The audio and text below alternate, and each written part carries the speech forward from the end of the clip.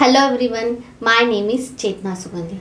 New year तो start हो चुका है, लेकिन ये जो ईयर स्टार्ट हुआ है इसे कहते हैं कैलेंडर ईयर। लेकिन हमारी जो इनकम टैक्स डिपार्टमेंट है, जीएसटी है, जो भी सारे काम होते हैं ये होते हैं एज पर फिनेंशियल ईयर। तो उसके हिसाब से अगर हम देखें तो अभी चल रहा है फिनेंशियल ईयर 24-25। अब ये स्टार्ट होता है 1 अप्रैल 24 से, एंड होगा 31 मार्च 25 को। एंड जो नया साल आएगा वो होगा फाइनेंशियल ईयर 25-26। तो आज के इस वीडियो में हम बहुत ही इम्पॉर्टेंट टॉपिक के ऊपर डिस्कशन करने वाले हैं, जो कि है फिनेंशियल ईयर 24-25 का ये जो लास्ट क्वार्टर है। इस क्वार्टर में हमें हमारे पूरे साल भर के कौन से ट्रांजैक्शंस का ओवरव्यू लेना चाहिए, एंड जो आने वाला साल होगा उसमें हमें कौन सी बातों का ध्यान देना चाहिए। फिलहाल पिछले कुछ दिनों में आप सभी ने ऑब्जर्व किया होगा कि तमिलनाडु के एक पानी पूरी के जो सेलर है, जो छोटा सा एक स्ट्रीट साइड में ठेला लगाते, उन्हें भी जीएसटी की नोटिस गई है। तो जीएसटी डिपार्टमेंट हो गया या इनकम टैक्स डिपार्टमेंट हो गया, इन सब की नज़र हमारे हर एक फिनेंशियल ट्रांजैक्शंस पे होती है। अब कौन से फिनेंशियल ट्रांजैक्शन का टाइप क्या है एंड उसको कितना अगर हम एक्सीड करेंगे तो ये सारी reporting and information income tax के पास जाती है। अभी पिछले लास्ट वीक ही हमारे एक क्लाइंट को नोटिस आई थी कि जीएसटी की नोटिस थी, लेकिन उसमें उनसे डिमांड की गई थी इनकम टैक्स के सारे फिनेंशियल स्टेटमेंट्स की, बैंक स्टेटमेंट्स की, आईटीआर की कॉपी की, 26 एएस की। तो आज के डेट में इनकम टैक्स डिपार्टमेंट हो या जीएसटी हो, दोनों ही डिपार्टमेंट में आपको दोनों ही कंप्लायंसेस आपके कंप्लीट है या नहीं, इस चीज़ का बहुत ज़्यादा ध्यान दिया जा रहा है। एंड जैसे जैसे हमारे जो जीएसटी में अपडेट्स आ रहे हैं, इनकम टैक्स में डेली बेसिस पे कुछ ना कुछ अपडेट्स आते हैं, तो इसके साथ साथ ये जो लॉ है ये जितना ज़्यादा ट्रांसपेरेंट एंड इजी किया जा रहा है, उतना ही ज़्यादा इसके ऊपर स्ट्रिक्टनेस भी लाया जा रहा है। तो आज के डेट में कोई भी ऐसी कोई चीज़ नहीं है जिसमें कि अगर टैक्स पेयर सोचे कि मैं मेरा टैक्स बचा सकता हूँ या मैं मेरी इनकम हाइड कर सकूँ, ऐसा अभी नहीं रहा है। जब से यूपीआई के ट्रांजैक्शंस बढ़े तब से और ही ज़्यादा लोगों को आदत हो गई है कि जैसे कि अगर मुझे कुछ सामान लेने जाना है तो मैं वहाँ पे कैश ना देते हुए फिर चाहे 20 रुपये हो, 50 रुपये हो, 10 रुपये हो, हम स्कैन करते हैं। तो ये जो सारे रिकॉर्ड है ये हमारे बैंक में रिफ्लेक्ट होते हैं। अब अगर उसका ट्रांजैक्शन लिमिट एक्सीड हो गया तो बट ऑब्वियस है, अगर हम आईटीआर फाइल नहीं करते तो हमारी जो इन्फॉर्मेशन है वो बैंकिंग के थ्रू हमारे इनकम टैक्स डिपार्टमेंट में जाती है। वैसे ही अगर करंट अकाउंट है एंड अगर उसमें हमने बहुत ज़्यादा ट्रांजैक्शंस कर लिए एंड जीएसटी रजिस्ट्रेशन नहीं है तो उसकी जो रिपोर्टिंग है वो जीएसटी डिपार्टमेंट में जाती है। तो इस तरह से सब कुछ लिंक है। अब लिंक क्यों है? क्योंकि हमारा पैन कार्ड और आधार कार्ड आपस में लिंक है। आप बैंक में जाओ, आपको पैन आधार लिंक करना मैंडेटरी हो गया है, केवाईसी अपडेट करना मैंडेटरी हो गया। तो इसी की वजह से हमारी जो सारी फिनेंशियल ट्रांजैक्शंस है ये इनकम टैक्स डिपार्टमेंट में भी टाइम टू टाइम रिपोर्ट की जाती है एंड वैसे ही जीएसटी में भी रिपोर्ट की जाती है। तो जैसे कि मैंने बताया कि अभी जो फिनेंशियल ईयर चल रहा है वो है 24-25 एंड अभी जो नेक्स्ट होगा वो होगा 25-26। आज का जो वीडियो है ये दोनों ही ईयर के लिए बहुत ज़्यादा इम्पोर्टेंट होगा, ताकि अगर आपने मान के चलिए 24-25 में कुछ मिस्टेक्स कर दी है तो आप 25-26 में उसको सुधार सकते हो। तो ये वीडियो बहुत इन्फॉर्मेटिव होने वाला है, एंड तक ज़रूर देखें। थोड़ा सा लेंदी हो सकता है लेकिन ज़रूर पूरा वीडियो देखें ताकि आपको हेल्प हो सकती है आपके फिनेंशियल प्लानिंग के लिए एंड टैक्स प्लानिंग के लिए। उसी के साथ साथ अगर आप अकाउंटेंट हो, स्टूडेंट हो या अगर आप आपकी प्रैक्टिस डेवलप करें तो हमने हमारे फ्री में कोर्सेस लॉन्च किए हैं जो कि हमारे दूसरे यूट्यूब चैनल पे है। तो अगर आप फ्री में सीखना चाहते हो या आपके कॉन्टैक्ट में और भी कोई है जो फ्री में सीखना चाहते हैं तो उनके साथ में हमारे इस वीडियो को ज़रूर शेयर करें। उसी के साथ साथ हमारे दूसरे चैनल को भी ज़रूर सब्सक्राइब करें। अगर आपको हमारे वीडियोज़ अच्छे लग रहे हैं, इन्फॉर्मेशन अच्छी लग रही है, देन हमें कमेंट करके ज़रूर बताएं एंड चैनल को सब्सक्राइब ज़रूर करें। तो चलिए स्टार्ट करते हैं आज के वीडियो के लिए। तो सबसे पहले हम देखेंगे कि हमारे कोई भी आप अगर इंडिविजुअल ले लो या कोई बिजनेस भी ले लो तो हमारे पास में जनरली ना हमारा एक सेविंग अकाउंट होता है, ठीक है। अब एज पर इनकम टैक्स सेविंग अकाउंट में भी ट्रांजैक्शंस करने की कुछ लिमिट होती है कि सेविंग अकाउंट में आप कितने ट्रांजैक्शंस कर सकते हो। उसी के साथ साथ आज के डेट में हर कोई यूपीआई ट्रांजैक्शंस भी करता है। हर कोई भी छोटा मोटा सामान भी लेना हो तो हम स्कैन करते हैं। उसी के साथ साथ अगर कोई बिजनेस कर रहा है तो करंट अकाउंट होता है। एक क्रेडिट कार्ड तो आई थिंक आज के डेट में हर किसी के पास होता ही होता है। क्रेडिट कार्ड भी हर किसी के पास होता है। छोटा मोटा सेविंग के लिए जनरली लोग फिक्स डिपॉजिट एफडी तो करते ही है, ठीक है। इसी के बाद में एक आता है कि कितना भी कुछ भी हो जाए हम कैश में भी तो ट्रांजैक्शन थोड़े बहुत करते हैं। तो ये 5-6 एलिमेंट्स है जिसमें हमारे पूरे साल भर में कुछ ना कुछ तो हमने ट्रांजैक्शंस किए ही होते। तो आज हम 1 बाय 1 देखेंगे। तो फर्स्ट है सेविंग, ठीक है। अब इसमें सबसे पहला क्वेश्चन आ जाता है कि हमने कितने जनरली सेविंग अकाउंट ओपन कर सकते हैं। तो एज पर रूल ऐसा कोई लिमिट नहीं है कि आपने सिर्फ 2 ही अकाउंट करने चाहिए, 3 ही करने चाहिए या 10। आप अनलिमिटेड, आप चाहते हो कि जितनी भी बैंक से सब में मेरा सेविंग अकाउंट हो तो आप कर सकते हो। लेकिन एक जनरली रिकमेंडेशन होता है कि मैक्सिमम आप 2 या 3 अगर सेविंग अकाउंट रखते हो तो वो ज़्यादा बेटर होता है। क्यों बेटर होता है? जैसे कि अगर मान के चलिए आपने 10 अकाउंट खोल लिया, अब वो 10 अकाउंट में हर एक बैंक के अपने अपने अलग रूल्स होते हैं कि आपका मिनिमम इतना बैलेंस होना चाहिए। अगर आप एटीएम ले रहे हो तो एटीएम के हर साल के चार्जेस होते हैं। अगर आपने एसएमएस सर्विस ली तो एसएमएस के चार्जेस होते हैं, बैंक चार्जेस होते हैं। मिनिमम अकाउंट मेंटेन नहीं किया तो इसीलिए कहा जाता है, जनरली ऐसा एक रिकमेंडेशन होता है कि आप मैक्सिमम 2 या 3 रखिए। एक जिसमें कि आप आपका सारा इनकम या जो भी रिसिप्ट है, डिपॉजिट है वो करें, और एक जो आप आज के डेट में यूपीआई से लिंक कर सकते हो एंड जिससे आप आपके सारे एक्सपेंसेस कर सकते हो। एंड एक ऐसा रखिए जिसमें आप आपके सारे इन्वेस्टमेंट्स, एसआईपीज या अगर आप शेयर्स में ट्रेड करते हो तो उससे लिंक करिए, ताकि जब भी एंड ऑफ द ईयर हमें रिकन्सिलेशन करना होता है तो वो इजी हो जाता है। एंड आपके लिए भी वो इजी है ट्रैक करना कि इस अकाउंट से मेरे सारे एक्सपेंसेस होते हैं, इस अकाउंट में मेरी सारी अगर सैलरीड हो तो सैलरी आती है, एंड इस अकाउंट से मेरे सारी इन्वेस्टमेंट लिंक है। तो वो एक बेटर होता है। इसीलिए मैक्सिमम 2 या 3 में ही आप अकाउंट ओपन करोगे तो वो ज़्यादा बेटर होगा। जैसे कि मैंने बताया कि जो इनकम टैक्स डिपार्टमेंट है वो हमारे कैलेंडर ईयर वाइज नहीं चलता है, वो चलता है फिनेंशियल ईयर के हिसाब से। तो अभी चल रहा है 24-25। अब अगर मान के चलिए आपके सेविंग अकाउंट है एंड 24-25 में आपने उसमें क्या ट्रांजैक्शंस किए, वो इनकम टैक्स को कैसे पता चलेंगे? तो वो पैन एंड आधार हमारा लिंक होता है, उसके बेसिस पे समझ में आते हैं, ठीक है। अब इसमें एक क्वेश्चन आ जाता है कि इनकम टैक्स डिपार्टमेंट हमारे सेविंग अकाउंट के ट्रांजैक्शन को कैसे ट्रैक करता है। मान के चलिए आपके पास में 2 सेविंग अकाउंट है।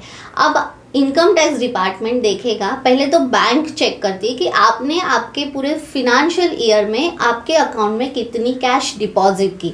अब कैश डिपॉजिट के ऊपर एज पर income tax income tax act कुछ रूल्स है। जैसे कि अगर आपने सिंगल ट्रांजैक्शंस 2 लाख या उससे ज़्यादा की कैश डिपॉजिट की तो ये बैंक की रिस्पॉन्सिबिलिटी बनती है कि वो इनकम टैक्स डिपार्टमेंट को इस ट्रांजैक्शन को रिपोर्ट करे।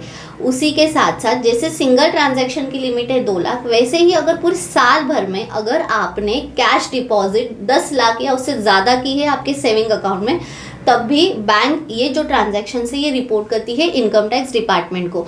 एंड जैसे ही वो रिपोर्ट करेगी, आपने देखा होगा कि फिनेंशियल ईयर जैसे ही खत्म होता है उसके 31 मई या उसके पहले आपको एसएफटी ट्रांजैक्शंस की नोटिफिकेशंस या नोटिस आती है इनकम टैक्स डिपार्टमेंट से कि ड्यूरिंग दिस फिनेंशियल ईयर आपने इतनी कैश डिपॉजिट की है तो उसका हमें जस्टिफिकेशन दीजिए।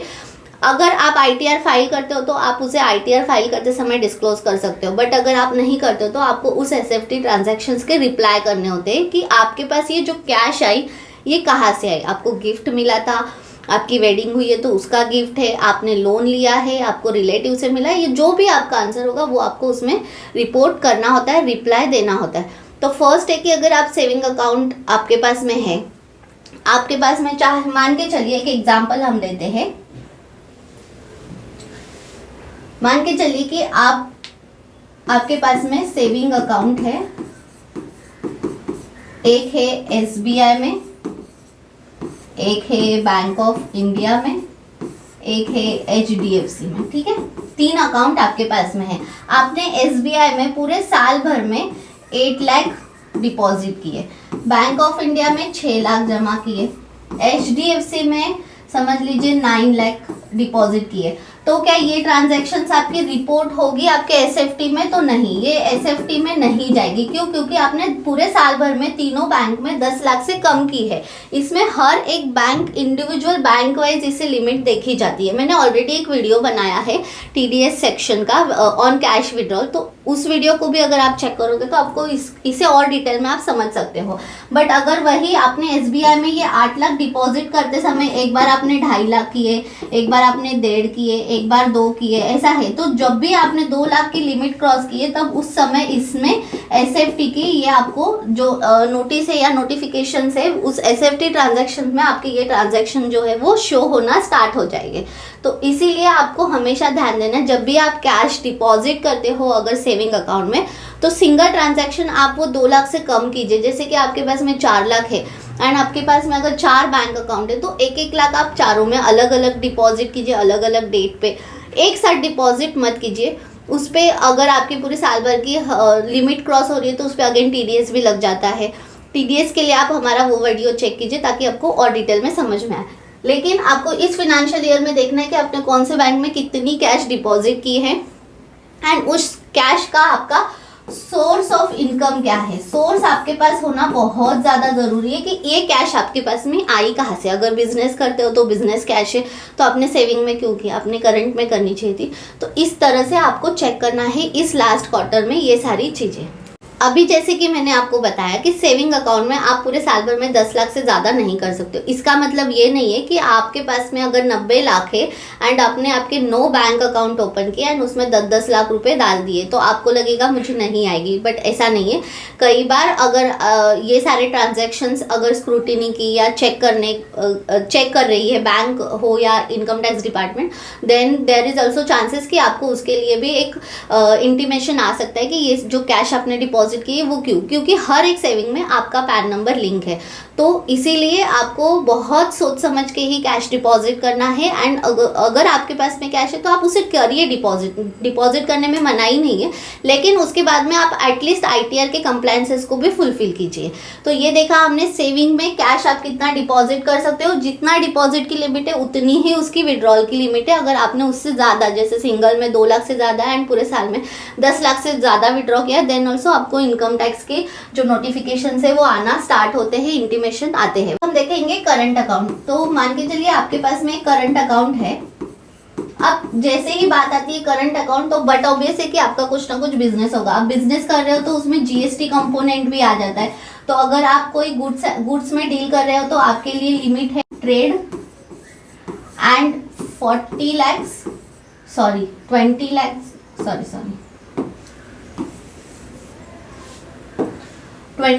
For service and 40 lakh for trade, अगर कोई आप गुड्स में डील कर रहे हो।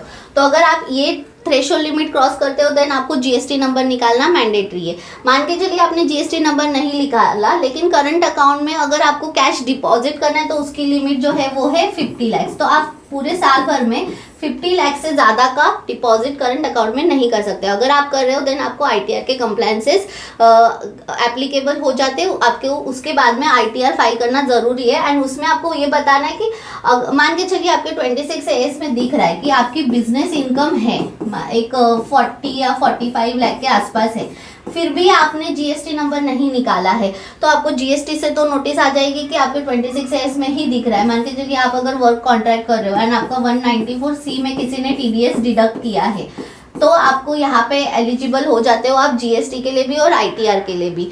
तो इस तरह से आपको करंट अकाउंट में भी चेक करना है कि अगर आप 50 लाख से कैश डिपॉजिट कर रहे हो ज़्यादा एंड अगर अभी तक आपने ITR फाइल नहीं किया देन आपको ITR एप्लीकेबल हो जाएंगे। इसी के साथ साथ मैंने और एक प्रीवियस वीडियो बनाया था कि जिसमें मैंने बताया था मैंडेटरी ITR फाइलिंग कब किए जाते हैं। तो अगर आपके पूरे साल भर में सेविंग अकाउंट में 50 लाख एंड करंट अकाउंट में अगर 1 करोड़ की डिपॉजिट से रिसिप्ट है, भले ही चाहे वो लोन के थ्रू पेमेंट हो या गिफ्ट के थ्रू, कोई भी हो, आपकी इसमें इनकम अगर जीरो भी है ना, बट फिर भी आपकी डिपॉजिट्स वो लिमिट से ज़्यादा है, देन आप आईटीआर मैंडेटरी फाइलिंग के केसेस में आ जाते हो। तो आपको उस समय आईटीआर मैंडेटरी है फाइल करना। तो इस बात का भी आपको ध्यान देना है कि जैसे अभी तक हमने देखा कि सेविंग में कितनी कैश डिपॉजिट एंड विड्रॉ करनी, वैसे ही करंट में भी, करंट में करते समय आपको जीएसटी को भी ध्यान में रखना है कि जीएसटी की कितनी क्या आपको लिमिट एप्लीकेबल है। अगर सर्विस कर रहे हो तो 20 एंड अगर ट्रेड कर रहे हो तो 40। तो ये भी चीज़ का आपको ध्यान देना है। अगर इससे ज़्यादा की आपकी रिसिप्ट आ जाती है तो जीएसटी की नोटिस आने के पहले बेटर है कि आप खुद जीएसटी रजिस्ट्रेशन कर लीजिए। नेक्स्ट हम देखते हैं यूपीआई ट्रांजैक्शन। आज के डेट में ये बहुत ज़्यादा यूज़ होने वाला मोड ऑफ पेमेंट है कि आज के डेट में हर कोई स्कैन करके पेमेंट कर देता है, यूपीआई आईडी के थ्रू करता है, क्यूआर कोड के थ्रू करता है। तो यूपीआई के ट्रांजैक्शन में आपको कौन सी चीज़ें देखनी है, जैसे कि अगर आपका सेविंग अकाउंट है, नॉर्मल इंडिविजुअल है, तो आपकी पर डे की लिमिट है 1 लाख। आप इससे ज़्यादा ट्रांसफ़र यूपीआई में नहीं कर सकते हो। अगर आपका बिजनेस क्यूआर है, बिजनेस में होते हैं ना स्कैनर लगाए होते हैं, तो इसमें फिलहाल तो कोई लिमिट नहीं है, नो लिमिट है। लेकिन इसमें आपको एक चीज का ध्यान देना है, वो है जीएसटी, कि अगर आप यूपीआई के थ्रू 20 या 40 लाख जो भी आप केसेस में हो, जिस भी टाइप का बिजनेस कर रहे हो, इससे ज्यादा का अगर आप यूपीआई के थ्रू पेमेंट लेते हो, देन आपको जीएसटी जो है वो एप्लीकेबल हो जाता है। इस बात का भी आपको ध्यान देना है कि आप बिजनेस कर रहे हो, आपको लग रहा है कि मेरा फर्स्ट ईयर है, मेरी इतनी इनकम होगी नहीं होगी, यू डोंट नो, एंड उसके लिए आप जीएसटी नहीं निकाल रहे हो, बट अगर आपका ये क्रॉस हो रहा है या आप इसके आसपास भी हो, देन अप्लाई फॉर जीएसटी। ये लिमिट सिर्फ यूपीआई ट्रांजैक्शन के लिए आपको ध्यान में देना है। जैसे कि अभी 24-25 चल रहा है, 3 क्वार्टर में आपका कितना बिजनेस हुआ है आप देख लीजिए। अगर वो क्रॉस हो रहा है या आपको लग रहा है कि आप 20 या 40 को टच कर जाओगे या नेक्स्ट ईयर में वो हो जाएगा 38-35 तक अगर आप पहुंचे हो, then go for a GST, ताकि नेक्स्ट ईयर से आपको कोई तकलीफ ना हो। कई बार ऐसे होता है कि काफ़ी बार ना बिजनेस क्यूआर में स्पेशली कि सामने वाला पर्सन को अगर कैश चाहिए होगी तो वो क्या करते हैं कि क्यूआर से पेमेंट करते हैं एंड देन उनसे कैश ले लेते हैं। तो ऐसे भी ट्रांजैक्शन करने से आपको बचना चाहिए, क्योंकि वो सारी जो लिमिट है वो आपकी इसमें कंसीडर होगी टर्नओवर में। कि मान के चलिए कि आपके पास में एक पर्सन आया, उसने बोला कि मैं आपको 50,000 ट्रांसफ़र कर रहा हूँ, आप मुझे कैश दे दीजिए।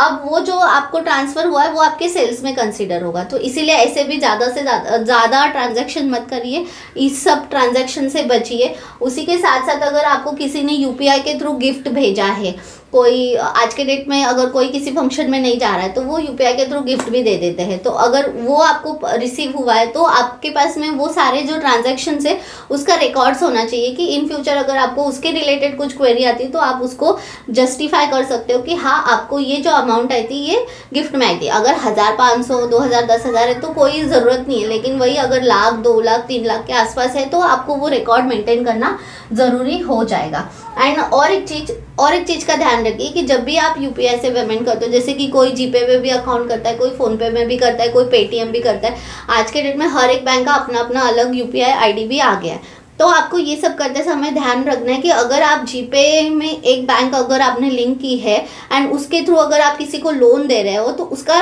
रीपेमेंट भी उसी आप यूपीआई में या उसी बैंक में जो पेमेंट गेटवे है उसी में लीजिए, ताकि फ्यूचर में वो मिसमैच ना हो। ऐसा नहीं होना चाहिए कि जीपे से आपने पेमेंट किया, फ़ोनपे में आपका दूसरा बैंक लिंक है एंड लेते समय आपने फ़ोनपे में लिया, तो ये भी गलती आपको नहीं करना है। जिस मोड से आप पेमेंट दे रहे हो उसी पे आपको रिसीव भी करना है, ताकि वो सामने सामने नील हो सकता है एंड रिकन्सिलेशन में आसानी भी होती है।